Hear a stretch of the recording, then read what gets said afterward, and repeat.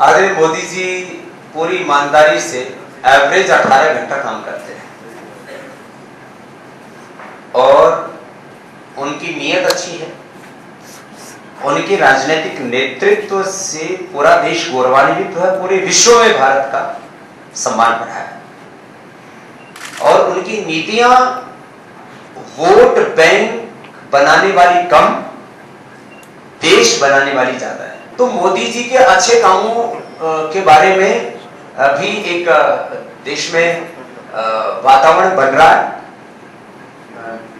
करीब 1 साल तक बहुत क्रिटिसिज्म हुआ, लेकिन अब चाहे वो सर्वे देख लो या लोग भी कहते हैं काम तो कर रहा है।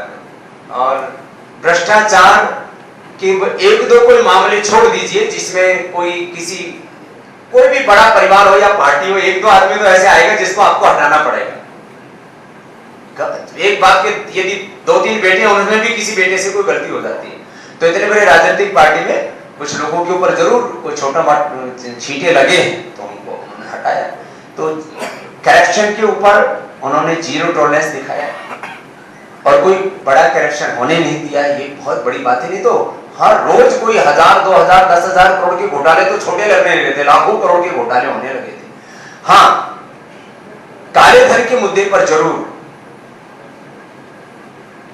सरकार को भी बहुत बड़ी आलोचना झेलनी पड़ रही है और हमको भी लोगों का उलाहना बहुत भयंकर मिल रहा है। तो हम इतना ही बोल देते हैं कि भाई हमने मोदी जी से भी कहा है, जेटली साहब से भी कहा है और आदरणीय अमित शाह जी से भी समय समय पर कहते रहते हैं। जब बात संसद में बैठे लोग सुनते हो तो सड़क पर ज्यादा नहीं कही जाती है। तो अभी तक तो हालात ये है कि बात सुन तो रहे हैं, लेकिन काला धन पर जितना प्रभावी तरीके से कार्य होना चाहिए उतना न होने से हमारे मन में और देश के लोगों के मन में निराशा जरूर है।